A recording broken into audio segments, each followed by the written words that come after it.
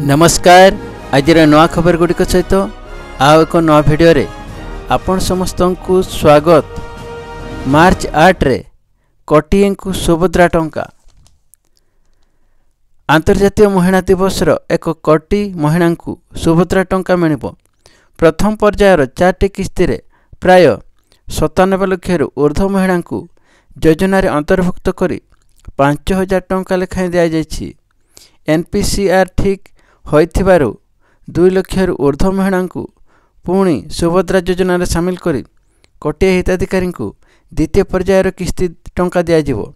मुख्यमंत्री मोहन चरण माझी बरहमपुर रे एक स्वतंत्र कार्यक्रम आयोजन करी हिताधिकारी बैंक खाता को सीधा सड़क टंका हस्तांतर करिवे बोली उपमुख्यमंत्री तथा महिला और शिशु विकास मंत्री प्रभाती परिड़ा कहिसंती। सुभद्रा रे महिला संख्या कोटिए छुईब बोली पूर्वरु सरकार कहिथिले। मार्च 8 रे एही लक्ष्य पूरण हेबाकु जाउछि। महिला और शिशु विकास विभाग सचिव प्रत्यक्ष तत्वावधान गठित सुभद्रा दल कोटिए महिला पाखरे आर्थिक सहायता पहुंचाइबार सक्षम हेबे। बरहमपुर रे स्वतंत्र कार्यक्रम आयोजन करी महिला को आर्थिक क्षेत्र में स्वावलंबी करने को किस्ती टंका दियाजिवो। प्रथम पर्यायर 5000 टंका पाइथिबा हिताधिकारी बैंक खाता को द्वितीय पर्यायर 5000 टंका दियाजिवो।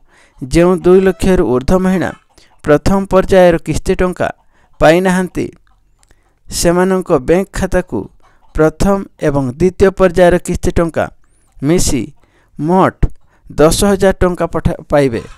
परवर्ती खबर। मान्यवर मुख्यमंत्री मोहन चरण माझी आसंता सोमवार तथा 3/3/2025 दिन यूनिट 5 भुवनेश्वर स्थित मुख्यमंत्री अभियोग प्रकोष्ठ में जनसाधारण विभिन्न अभियोग शुणाणी करेंगे। यही अभियोग शुणाणी पई ऑनलाइन पंजीकरण 28/2/2025 दिवा 11 घटिकार आरंभ हो जाइछि एवं सर्वाधिक 1000 जन पंजीकरण करें। एथि निमंते आग्रही जनसाधारण जनशुणाणी पोर्टाल जनशुणाणी.odisha.gov.in अथवा जनशुणाणी मोबाइल एप्लिकेशन माध्यम मुख्यमंत्री को साक्षात करने पई पंजीकरण करें।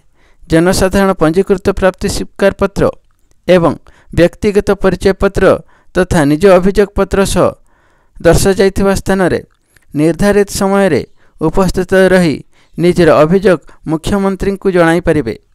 खबर गुड़िक भल लगिले लाइक कमेंट सब्सक्राइब करने को भूलंतु नहीं।